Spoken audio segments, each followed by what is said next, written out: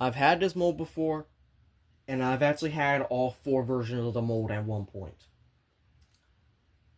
But I think this might be my favorite of the 4.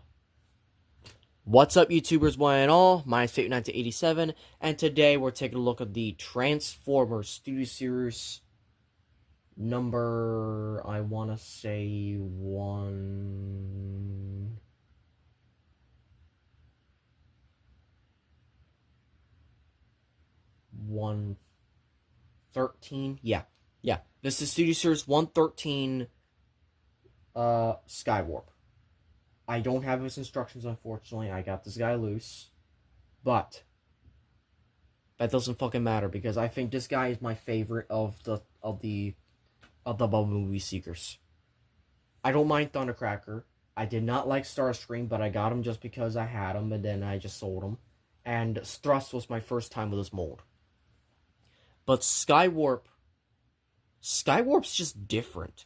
It's not the same as usual, where you just think, oh, it should be like black and purple. Like, no, this is a different type of Skywarp, and I really like this. And for comparison, I guess I could throw in some other vehicles here as well. So, there you go. There's a Deluxe and there's a Leader for you.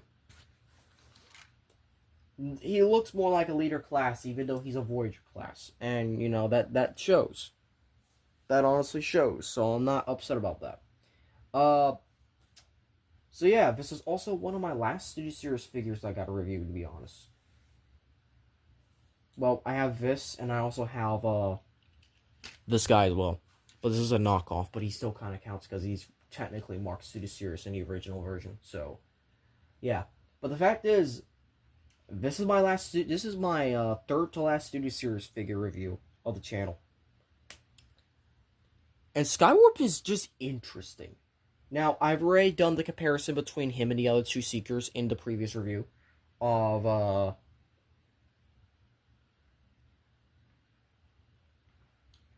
yeah, and you know, I think it's a little different. I think this is just a little different how this works, but you know what? Fuck it, we ball. So, yeah, there really isn't much to him. Sometimes what I like to do is I like to spread their wings out like this, and then have them, you know, folded backwards to kind of give it more cohesiveness. Sometimes I like that, in a way. Sometimes I like having them folded upwards, not completely downwards. You know, there's many ways you can orient this. This is not that bad of a figure. But, I mean, this is just the main way to do it. This right here is the main way to do it. But, let's transform this thing. First you want to do, flip this open, and then bring this down and around, and we'll leave this open like this. You're going to need this open.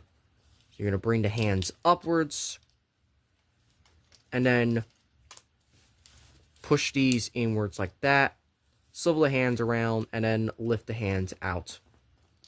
And that's pretty much the arms all done.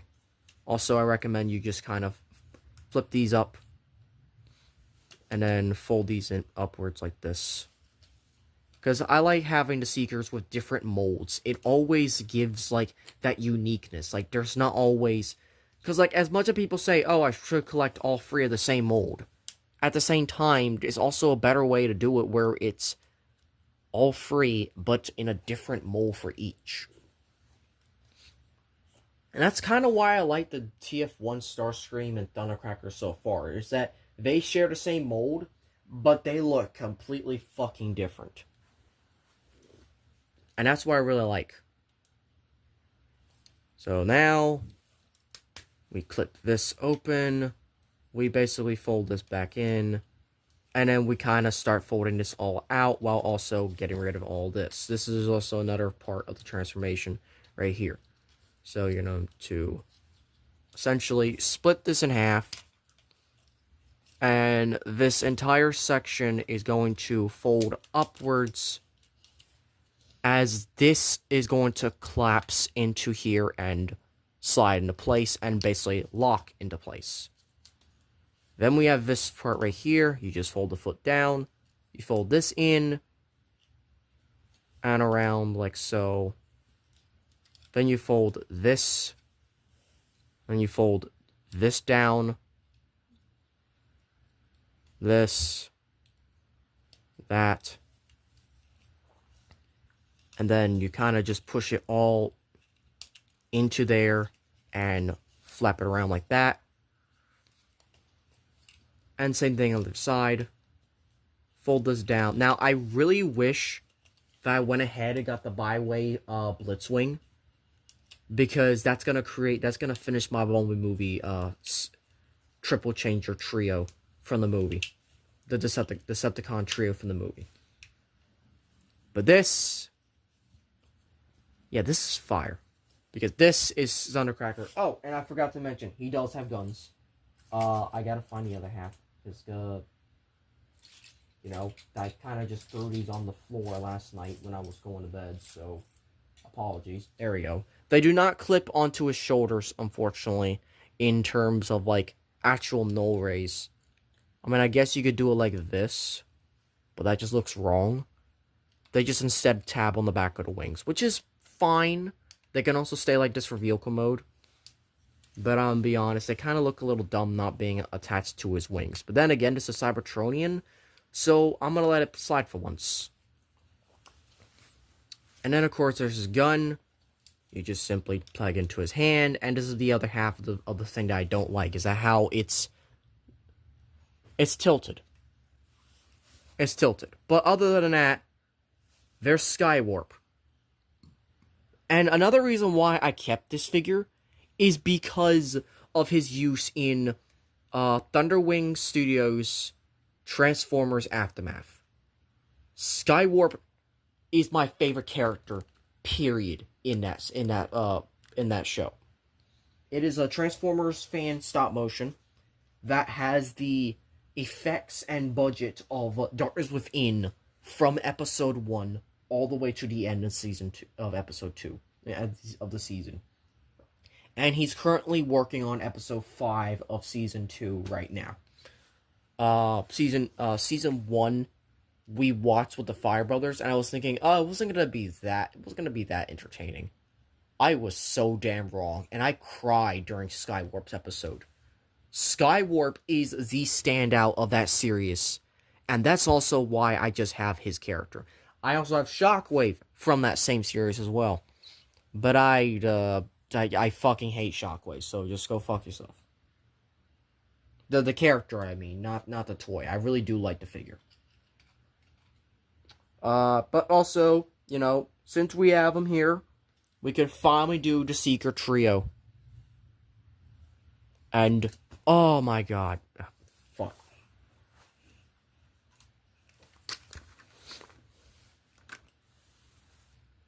But anyways,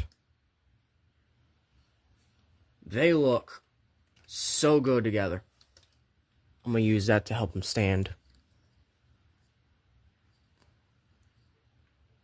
There we go. Look at that. Look at that. Our fucking Seeker Trio. Right there. Right there.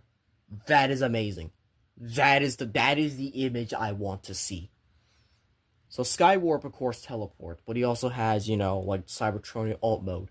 Starscream is banged up but alive.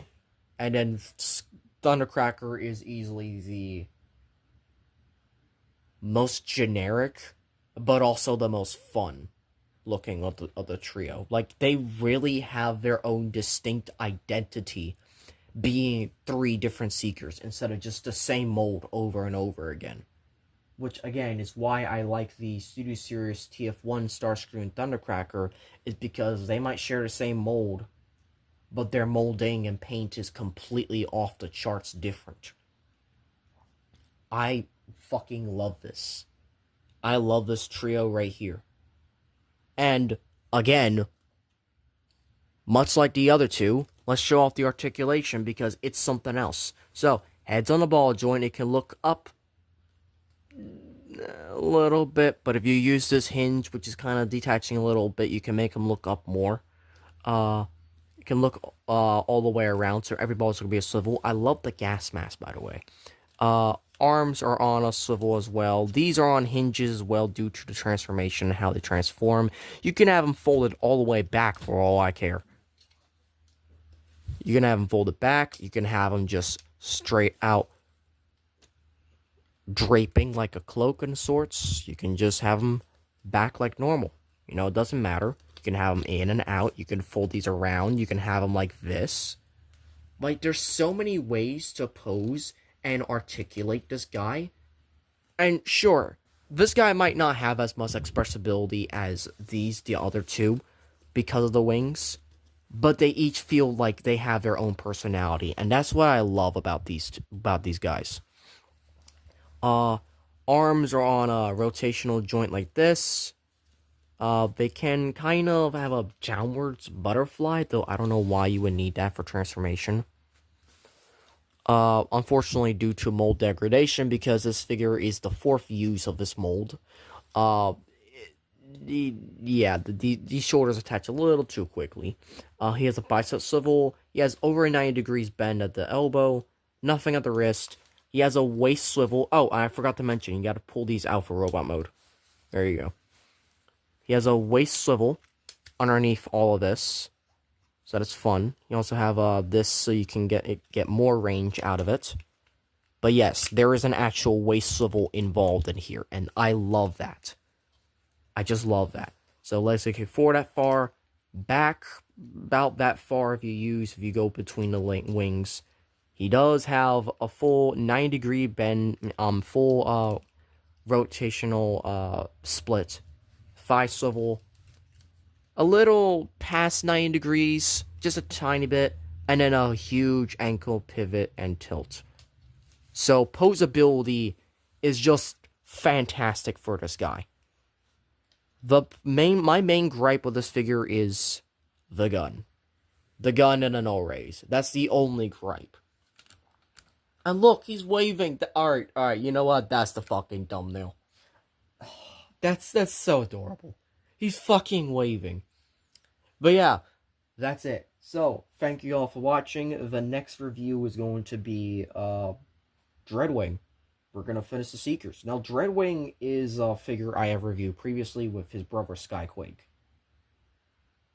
The problem is that this is a little different because I have not transformed this mold in a while, so I'm kind of a little nervous about this one. I guess I should just go back and, finish up the Transformers Studio Series and movie characters and whatnot, but at the same time, Studio Series is Studio Series. Some of these are not Studio Series, so I can kind of let some of them slide. So yeah. Thank you all for watching. If you enjoyed this video, hope to click the notifications to be updated on all others and videos. Please like, comment, share, and subscribe. And as always, till all are one.